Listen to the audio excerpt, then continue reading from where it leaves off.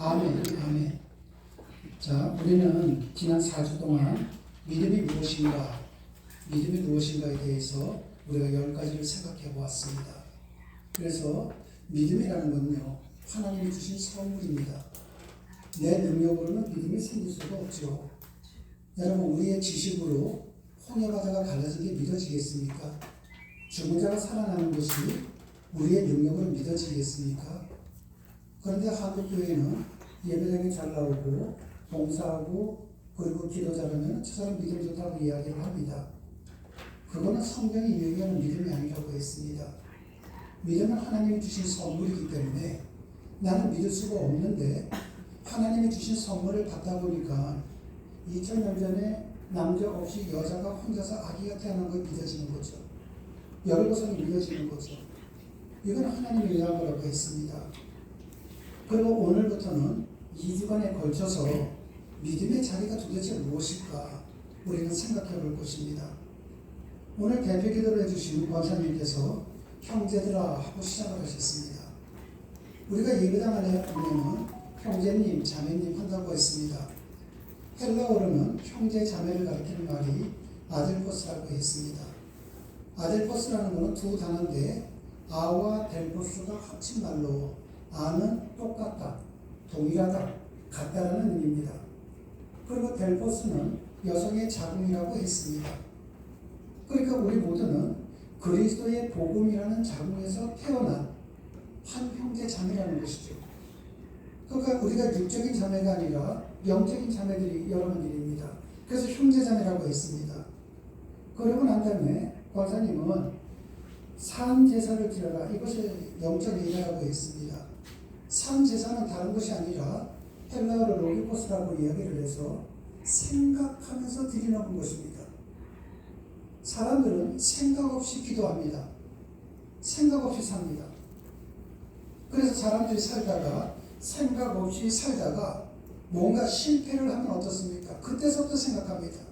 내가 이럴 줄 알았으면, 내가 10년만 젊었으면, 내가 과거에 이렇게 했었으면, 다른 말로 한다면 내가 그때는 생각 없이 살았다는 거죠. 여러분이 만약에 하나님 앞에 기도를 하실 때 생각 없이 기도를 한다, 생각 없이 신앙생활을 한다, 그렇다면 그것은 하나님과는 바른 관계를 맺는 것이 아닙니다. 여러분, 우리가 하나님을 생각을 해보십시오. 하나님은 내 머리털이 몇 개인지도 아시는 분이십니다. 내가 고하지 않아도 하나님은 다 아시는 분이세요. 그런데 많은 분들이 기도하실 때 내가 이렇게 고하지 않으면 하나님은 모르시는 분이라고 생각하고 기도합니다. 하나님 돈 좀 주세요. 건강 좀 주세요. 우리 애 잘되게 해주세요. 교회에 부흥시켜 주세요. 여러분, 하나님은 내가 구하지 않아도 다 하시는 분이십니다. 그런데 우리가 기도가 뭐라고 했죠?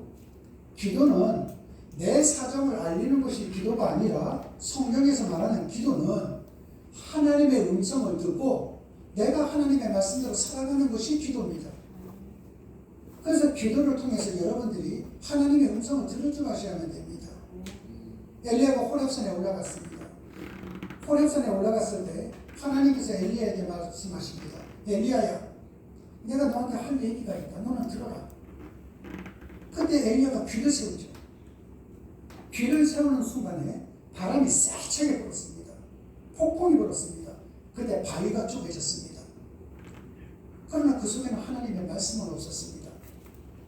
그 뒤에 지진이 일어났습니다. 땅이 갈라졌습니다.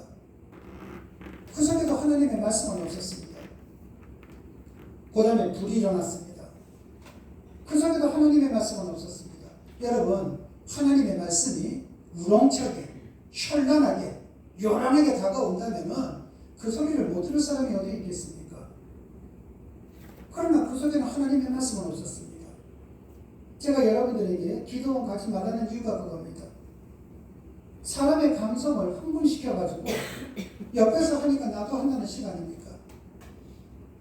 그런데 아무 소리가 들리지 않는 세미한 하나님의 음성이 들리기 시작을 합니다. 엘리야야. 여러분, 인간의 소란 속에서는 진리가 포착되지 않습니다. 인간의 요란 속에서는 하나님의 진리를 담을 수가 없습니다. 그래서 침묵의 깊은 깊어져가는 것이죠. 여러분들이 기도를 하실 때 침묵하시는 가운데 속에서 하나님의 음성을 들을 수 있어야만 됩니다. 내가 사정이 급할 때 하나님 앞에 기도할 수 있어요. 하나님 도와달라고요. 그러나 더 중요한 것이 무엇인가? 왜 하나님이 나한테 이 상황을 주셨는지, 하나님이 나에게 요구하시는 것이 무엇인지 그거를 들을 줄 알아야만 된다는 겁니다. 그것이 거룩한 산제사예요. 그것이 로기코스라고 얘기합니다. 내가 만약에 생각하지 않는다면 늘 불만불평이죠. 왜 예수 안 믿는 사람들도 잘 사는데 왜 우리는 왜 이렇게 못 사는 거야? 왜 저 사람은 잘 사는데 왜 우리는 이렇게 못 사는 거야? 항상 불만불평이죠. 그러나 여러분 한번 생각을 해보십시오. 내가 하나님 앞에 무릎을 꿇고 깊이 생각해 나간다면 지금의 고난, 장차 다가올 영광과 비교한다면 아무것도 아니죠. 희망이 생기게 된다는 것입니다. 오늘 대표 기도를 해주실 때 주님께 영광 돌리는 우리 모두가 되기를 원합니다. 어떻게 영광을 돌릴까요? 권사님은 우리 교회가 겸손의 교회가 되기를 원한다고 했습니다. 겸손의 기름을 담는 우리가 되기를 원한다고 했습니다. 이 부분은 여러분과 함께 성경 공부를 통해서 배웠습니다. 여러분, 모세가 나이가 80이 넘었습니다. 하나님께서 말씀하셨죠. 모세야, 너 와갖고 내 백성을 좀 구해와라. 80이 넘은 모세가 뭐라고 얘기합니까? 하나님, 제가 나이가 좀 많습니다. 그리고 양을 치는 바람에 이제 머리에 든 것도 없습니다. 힘도 없습니다. 돈도 없습니다. 다른 사람 쓰십시오. 얼마나 겸손합니까? 하나님께서 다시 말씀하시죠. 아니, 내가 너 쓸게. 아니, 그렇게 하지 마시라니까요. 저는 정말 할 줄 아는 게 아무것도 없는데 왜 저를 시키시려고 하십니까? 얼마나 겸손합니까? 그래서 하나님이 뭐라고 말씀하십니까? 내가 너를 들여서 쓰겠다는데 왜 네가 된다 안 된다 네가 판단을 하느냐? 하나님이 화를 내셨습니다. 여러분, 성경에서 말하는 겸손이 뭔지 아십니까? 내가 할 수 있는데도 불구하고 제가 못합니다. 이것이 아니라 하나님의 말씀에 순종하는 거예요. 그것이 기독교에서의 순종입니다. 겸손입니다.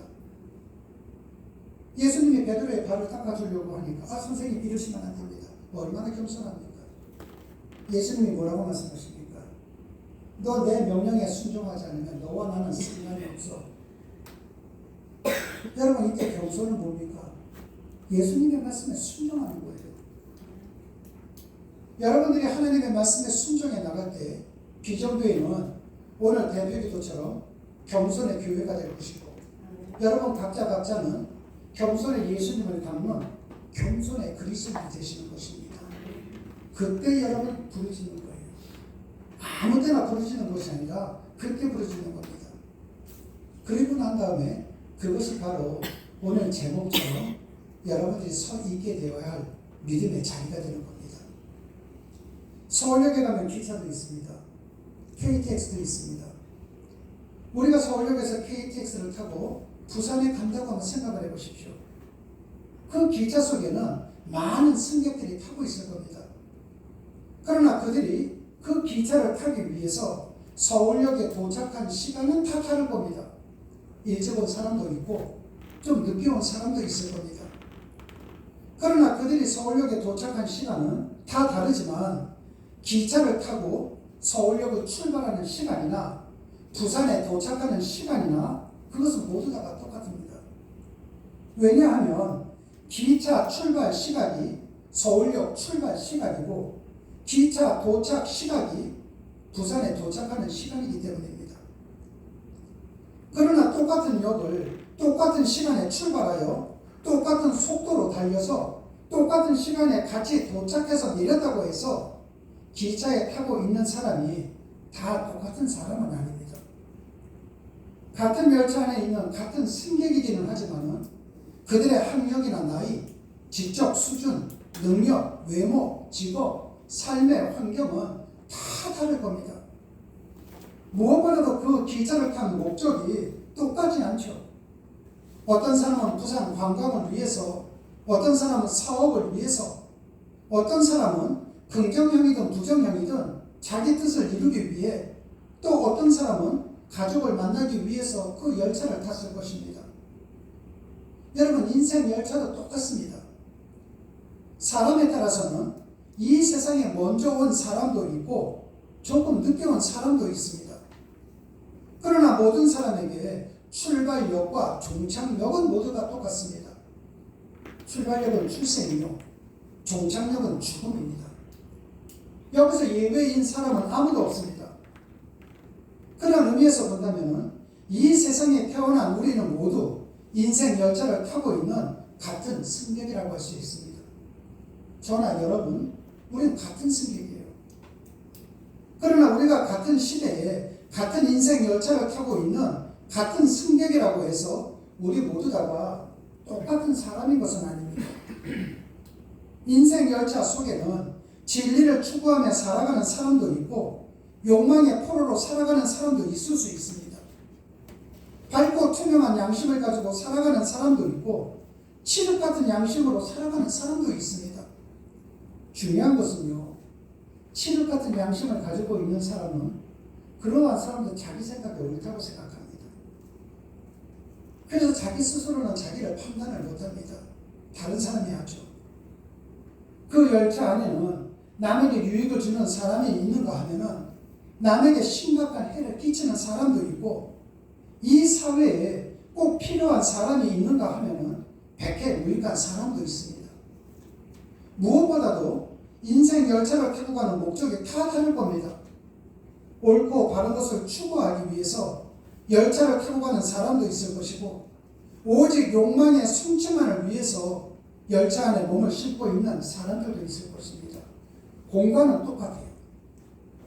사람마다 중심은 다른 거죠. 우리는 한 가지 사실을, 이 부분을 깨닫게 되는 겁니다. 한 인간의 삶의 태도나 양상 혹은 결과는 공간의 문제가 아니라 인간 중심의 문제가 된다는 것입니다. 여러분들이 어디에 사는 것, 또 어디에서 신앙생활 하느냐, 이게 중요한 것이 아니라 여러분 각자가 중요하다는 것입니다. 그 중심에 욕망의 뿌리를 내리고 있는 사람이라면 그는 자신이 벌어들인 물질로 큰 집을 지어서 그 속에 산다 할지라도 그는 강도의 부여 속에 있는 것과 똑같습니다.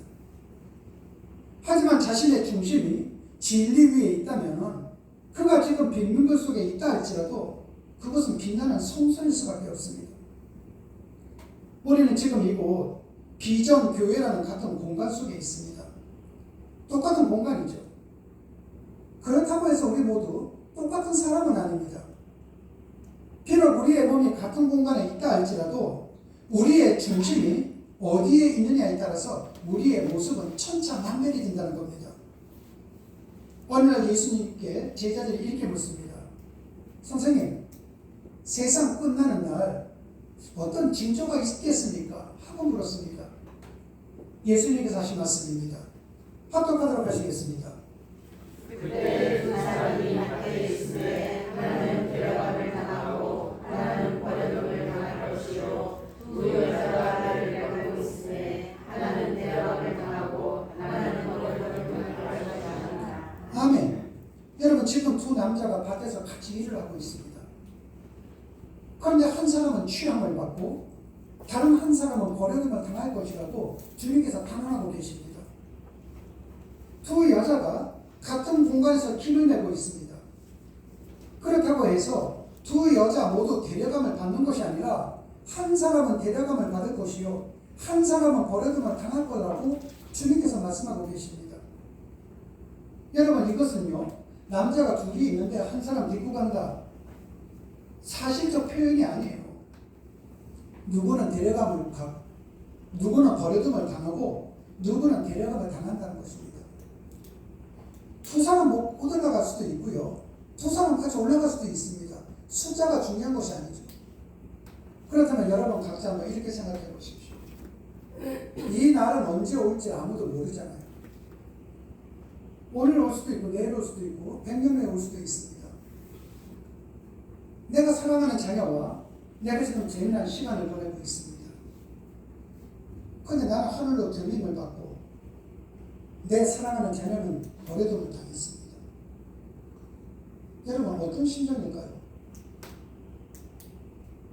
나는 천국에 올라갔는데 천국에서 내려다보니까 사랑하는 내 자녀가 지금 고통을 당하고 있습니다. 그런데 여러분 제가 지금 이것을 공상소설을 말씀드리는 겁니까? 아니요. 앞으로 다가올 사실을 말씀을 드리는 겁니다. 그런데 사람들은 이런 특징을 갖고 있습니다. 설마 진짜? 에이 그런 일이. 성경이 우리 그때 성경 공부할 때 이런 얘기 있죠. 인간은 과거에도 밀어냈고 지금도 밀어냈고 앞으로도 밀어냈고. 미련한 인간이 하는 이야기가 설마 그런 날이 오겠어? 설마 그런 날이 있겠어? 항상 설마 속에 살아갑니다. 여러분 종말은 두 가지라고 했습니다. 개인적인 죽음 종말과 우주적인 종말이라고 했습니다. 제가 만약에 여러분들에게 여러분은 언제쯤 죽을 것 같습니까? 한다면은 여러분들 가운데 속 시원하게 정확하게 대답하는 분이 있습니까? 없습니다.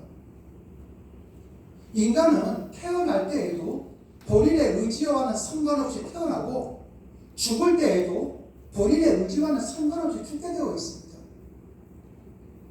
지금 한 사람은 버려둠을 당하고 한 사람은 틀림을 받는다는 겁니다. 만약에 여러분들이 버려둠을 당하면 어떻게 될까요? 누군가가 이야기합니다. 아니 그때에 목사님이 설교할 때 좀 잘 듣고 그 중심의 문제를 해결해서 나와 똑같이 이렇게 들림을 받아야 되는데 또 버려둠을 당했네 빠이빠이 한다면 여러분 얼마나 겁나겠습니까? 그렇다면 데려가고 버려둠은 그 기준이 어디에 있는 겁니까? 공간의 문제가 아니잖아요. 그 두 사람이 똑같은 공간에 있었는데 한 사람은 들림을 받았고 한 사람은 버려둠을 당한 것 아닙니까?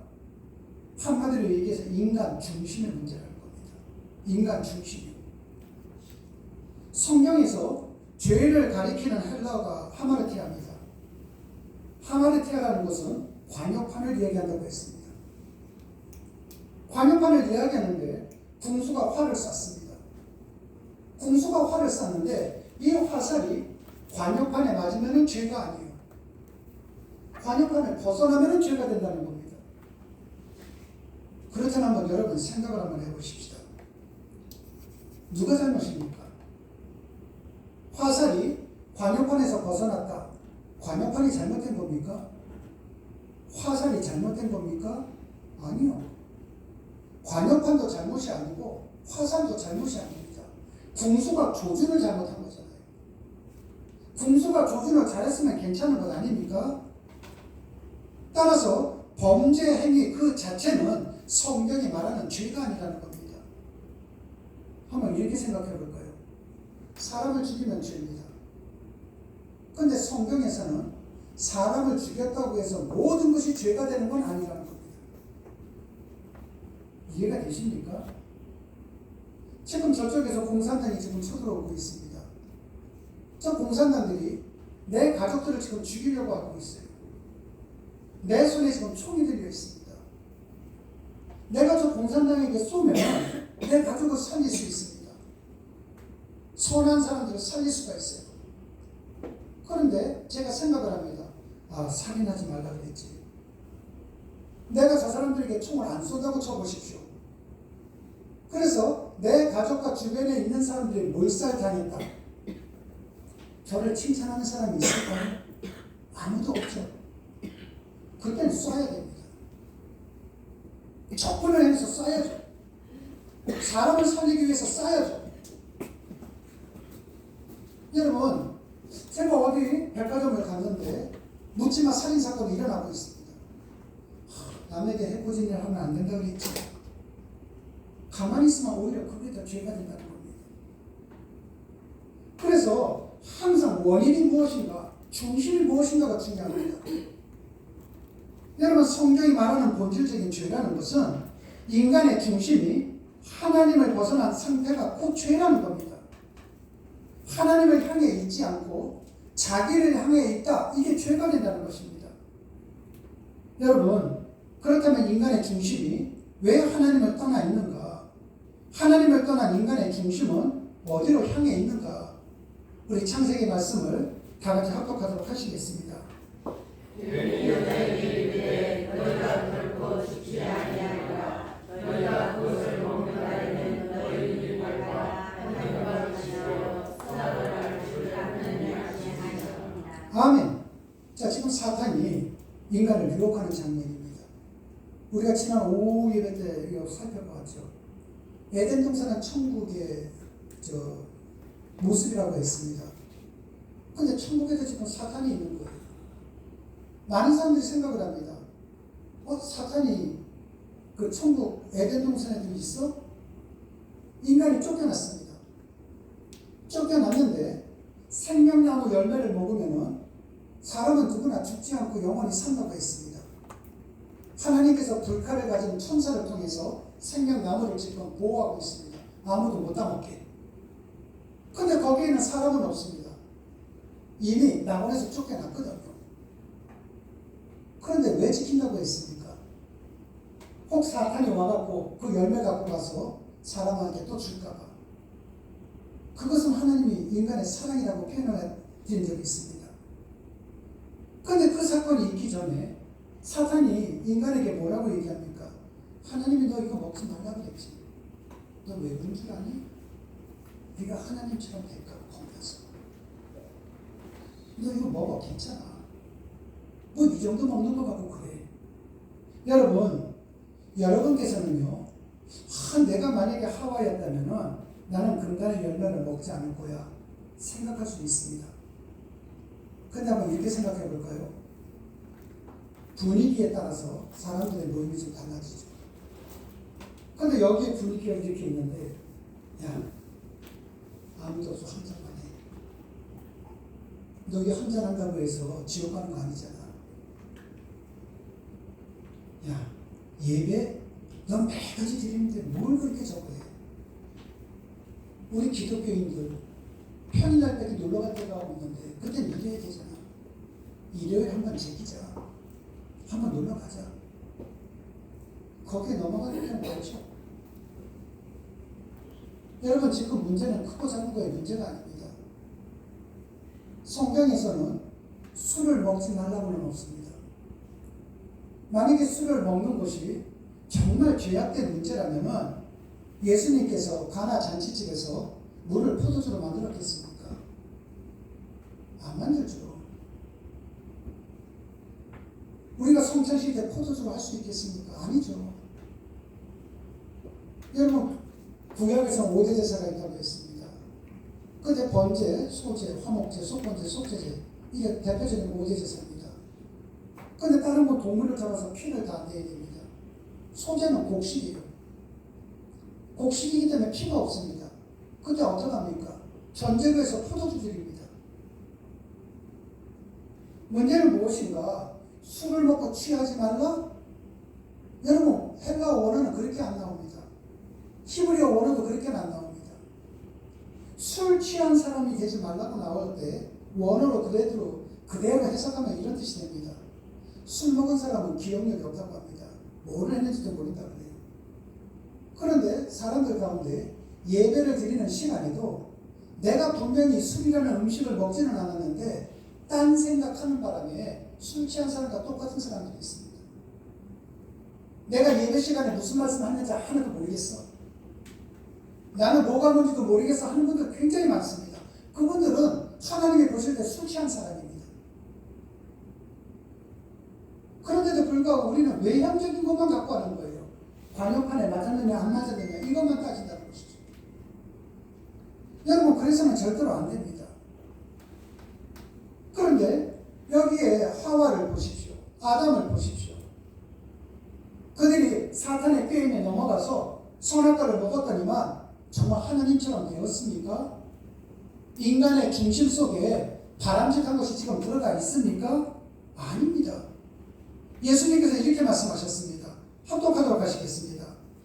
속에서 곧 사람의 마음에서 나오는 것은 악한 생각과 음란과 도둑질과 살인과 가난과 탐욕과 악독과 속임과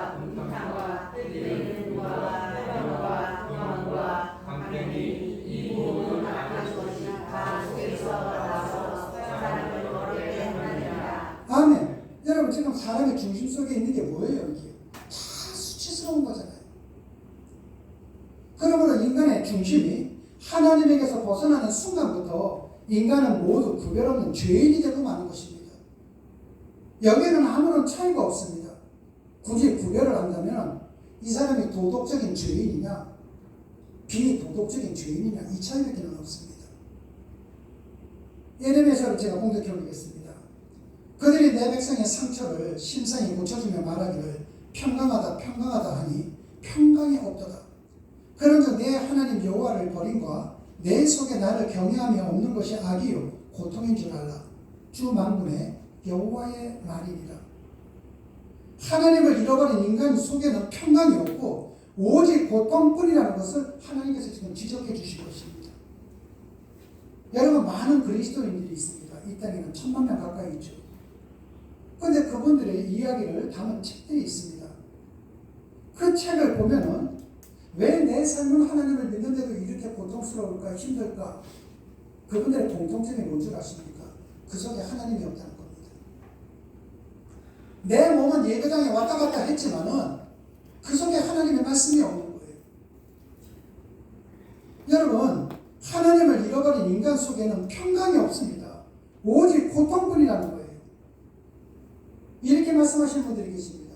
내가 누구한테 죄진 것도 없는데 내 나름대로 열심히 살아서 자식들을 이렇게 키운 죄밖에 없는데 하는 분들도 계십니다. 한번 이렇게만 생각을 해보십시오. 자동차 속에는요 많은 부품들이 들어있습니다. 그러나 그 부품 하나하나가 좋다고 해서 좋은 자동차가 되는 것은 절대로 아닙니다. 그 부품들이 아무리 좋다 할지라도 자기 자리에 있어야죠. 그 부품들이 설계도에 따라서 바른 자리에 있을 때만이 좋은 자동차가 되는 겁니다. 엔진이 좋다고 해서 핸들에 있다고 한번 생각을 해보십시오. 자동차가 가겠습니까? 못 가죠. 여러분 그러므로 바른 자리에 있을 때 하듯이 우리의 인생도 마찬가지라는 것입니다. 우리의 중심이 하나님을 향해 있지 않으면 우리가 많은 돈을 번다 할지라도 더 좋은 집을 지닐 수 있다 할지라도 우리의 마음속에 생명의 평강은 있을 수가 없다는 것입니다. 바른 자리에서 이탈을 하면 그 순간부터 결과적으로 돌아오는 것은 쓰디쓴 고통뿐이라는 것입니다. 바로 이러한 관점에서 성경이라는 열차를 들여다보면 두 종류의 승객을 우리는 만나게 됩니다. 먼저 창세기를 보면 노아와 같은 시대에 살았던 승객들을 만나게 됩니다. 그들 모두 동시대의 열차를 탔죠. 그러나 그들의 중심은 똑같지 않았습니다. 노아를 제외한 모든 승객들은 자기 중심적으로 살았습니다. 오히려 그들은 하나님 중심으로 사는 노아를 가리켜서 비웃었어요. 여러분 오늘날도 마찬가지입니다. 하나님 말씀대로 살아가는 사람이 있으면 비웃는 사람들 많습니다. 너 참 유별단다. 꼭 그렇게 믿을 필요 있겠니? 야 네가 먼저 먹고 살아야지. 그럼 왜 다 교회에다가 왜 다 갖다 줘? 너도 네 인생 한 번밖에 없는데 재미나게 살아야지. 왜 너는 그렇게 앞뒤가 꽉 막혔냐? 하는 분들 분명히 계십니다. 나는 태어나서 너처럼 융통성 없는 인간 처음 봐. 하는 분들도 있습니다. 여러분 이것은 일반 성도뿐만 아니라 목회자들 가운데도 많죠. 그리고 난 다음에 그들이 추구한 것이 뭡니까? 향락과 쾌락입니다. 그러다가 드디어 물을 통한 하나님의 심판이 시작되었습니다. 비가 내립니다. 40일 동안요. 사람들은 비가 좀 많이 오네 생각했을 겁니다. 곧 그치겠지. 그러나 비는 그치지 않았습니다. 물 난리가 나기 시작합니다. 물이 점점 차오르고 사람들은 더 높은 곳으로 피신을 합니다. 그때의 상황입니다. 창세기 7장 합독하도록 하시겠습니다. 물이 땅에 가온 사람의 천사의 그 다 덮였더니 물이 불어서 15규시에 오르매 산들이 덮인지라. 아멘. 여러분 비가 오면 산들이 다 덮쳤어요. 세계에서 제일 높은 산도 덮쳤습니다. 여러분 여러분 그 과학적으로 보더라도요. 한국창조과학회를 보면은 산꼭대기에서 지금도 조개 껍데기 많이 발견됩니다. 어패류에 대한 많이 발견됩니다.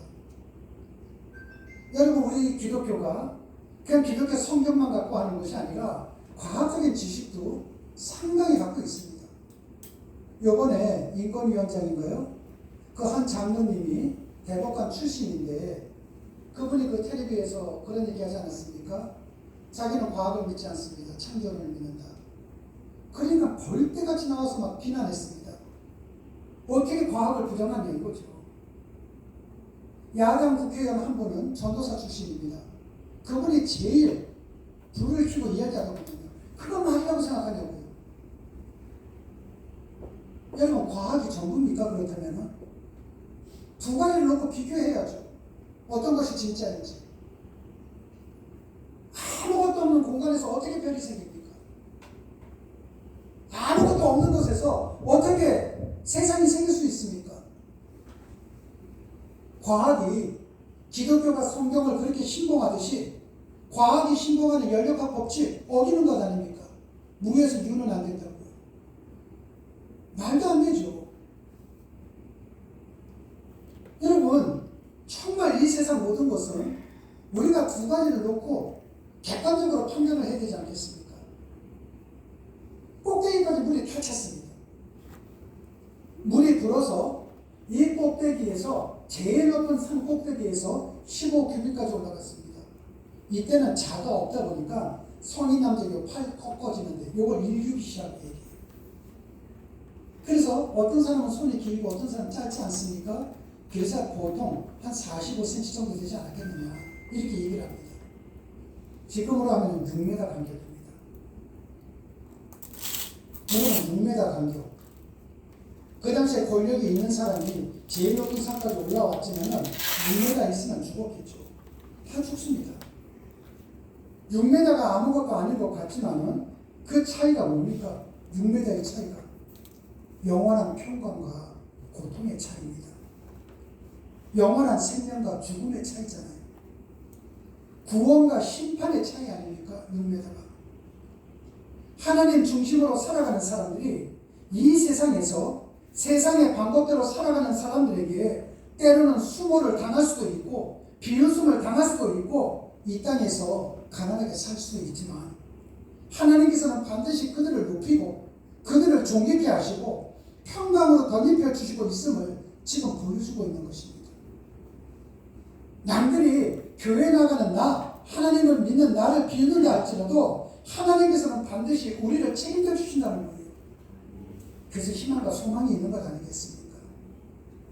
다음 열차를 가보니까 아브라함과 롯을 만나게 됩니다. 그들 역시 같은 시대, 같은 열차의 승객들입니다. 아브라함은 하나님의 명령에 따라서 아비 친척 본토를 떠나서 하나님께서 지시한 가나안 땅으로 갑니다. 그의 조카 롯 역시 삼촌인 아브라함을 따라서 갔습니다. 그런데 어느 날 조카와 삼촌이 양을 키우는데 너무 많다 보니까 땅은 한정되어 있고 야 우리 서로가 이제는 헤어지자.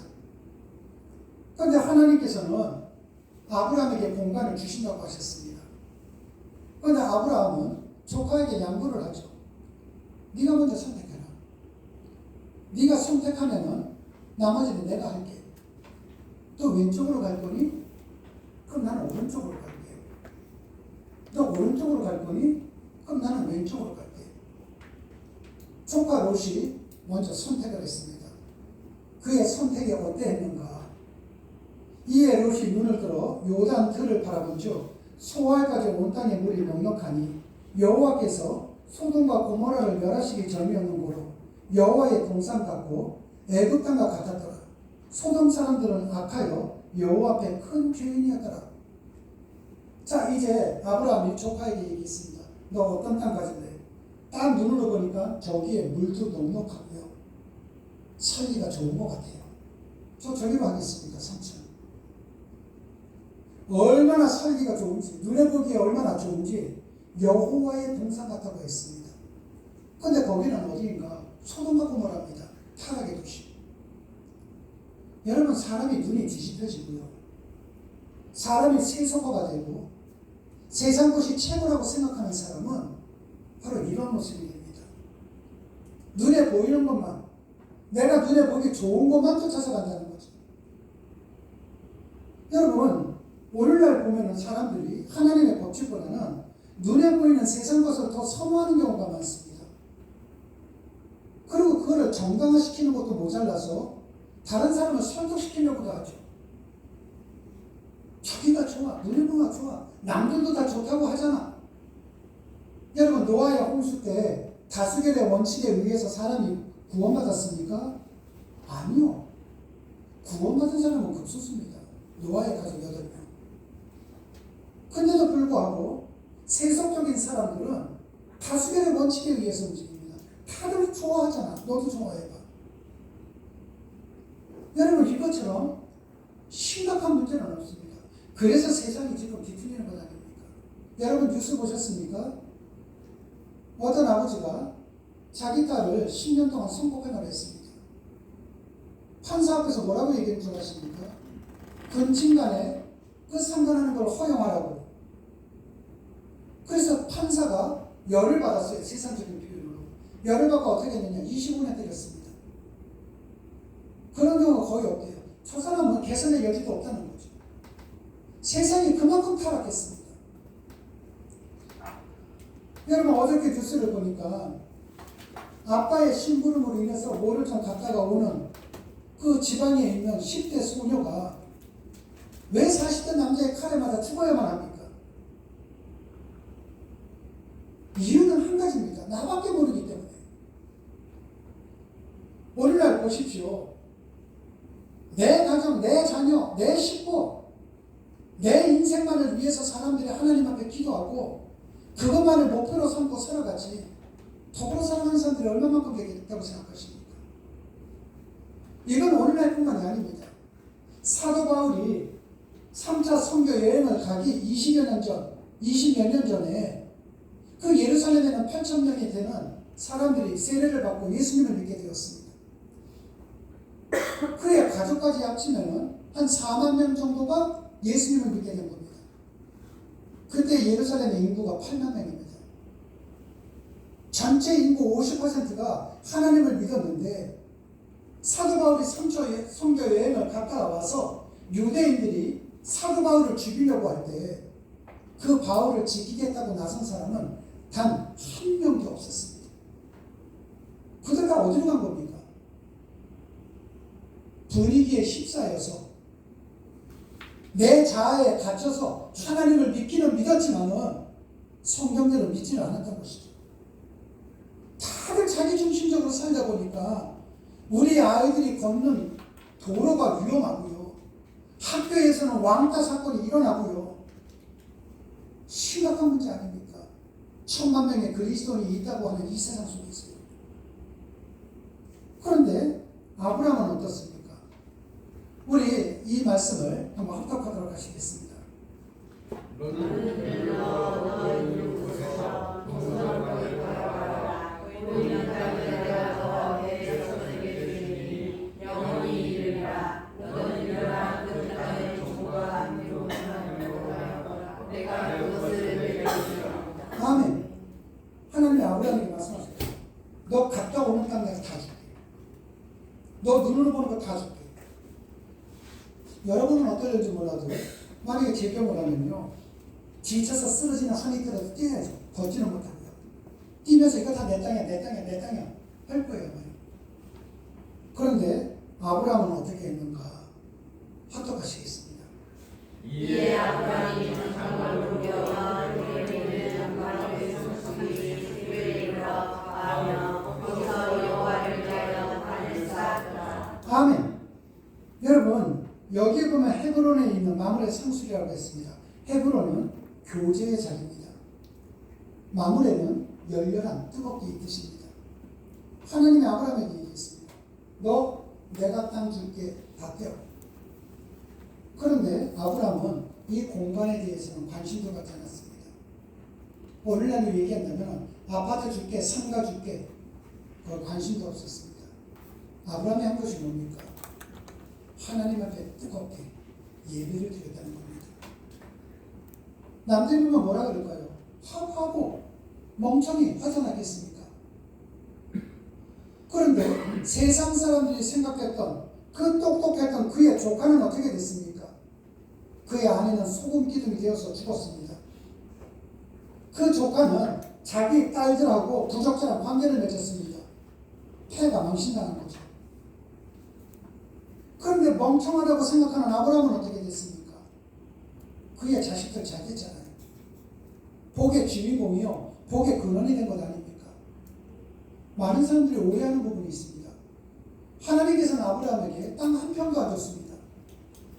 요한복음 4장 2절을 보면요, 하나님께서는 아브라함에게 발 붙일 땅 한 쪽도 안 줬습니다. 근데도 그것까지 수용을 했을 때 아브라함은 자기 자신만 복의 근원이 된 것이 아니라 복덩이가 된 거죠. 여러분, 남들이 볼 때 그 순간은 그럴 수 있습니다. 그러나 그 모든 것을 이겨냈을 때 하나님께서는 우리에게 많은 복을 주신다는 거예요. 저는 여러분들에게 믿음의 자리에 대해서 지금 가지고 있습니다. 그렇다면 여기에서부터 이제는 중요한 것이 무엇인가? 내가 그렇다면 믿음의 자리에 있을 때 어떤 모습으로 있어야 되는가? 이것은 다음 시간에 볼 겁니다.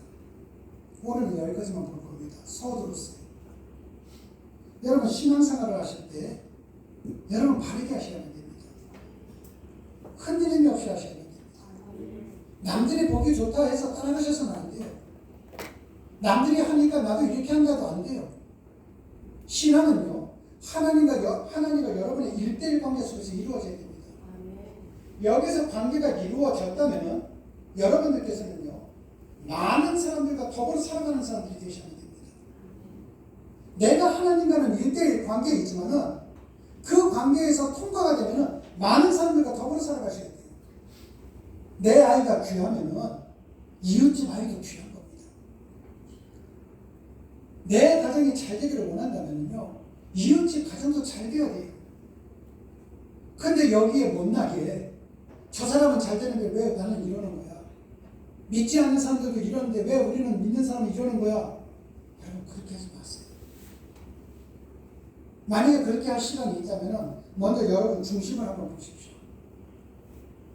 그렇게 불만불평한다면 그 중심 속에 하나님이 계시겠습니까? 하나님 없습니다. 하나님이 없다 보니까 불만불평하는 거죠. 그러나 그렇다면 이제부터 하나님을 모십시오. 하나님을 모시도록 최선을 다하십시오. 그것이 바로 믿음의 자리를 지키는 겁니다. 예배의 사람, 말씀의 사람, 기도의 사람이 되십시오. 그때 여러분들이 세상적으로 비록 가진 것은 없다 할지라도 하나님께서는 아브라함에게 그렇게 하셨던 것처럼, 사도 바울에게 그렇게 하셨던 것처럼 여러분들에게 정말 많은 복을 주시게 될 것입니다. 그 복을 누리시는 여러분들이 되시기를 주님의 이름으로 축원합니다. 기도하시겠습니다. 하나님 아버지, 감사합니다. 하나님 아버지, 말씀을 통해서 우리의 인생에 버려야 할 것이 있음과 채워야 하는 것이 있음을 깨닫게 해주시니 정말로 감사를 드립니다. 한순간이라도 버려야 할 것과 채워야 할 것을 반대로 생각하는 우를 범하지 않도록 우리를 도와주시옵소서. 때때로 우리의 삶에 진열되어 있는 이익보다는 올바름이라는 진리로 인생을 갖고 갈 수 있도록 우리를 인도하여 주시옵소서. 하지만 주님, 이런 것을 행할 능력이 우리 속에는 없음을 고백합니다. 그러므로 날마다 우리 모두가 말씀을 품을 수 있도록 은혜를 베풀어 주시옵소서. 단지 나에게 유리한 말씀이 아니라 전체 말씀을 품을 줄 아는 그리스도인에게 도와주시옵소서. 그래야 진정 주님께서 말씀하시는 복이 있는 사람이 바로 나일 수 있도록 인도하여 주시옵소서. 주님 고맙습니다. 예수님 이름으로 기도드렸습니다. 아멘.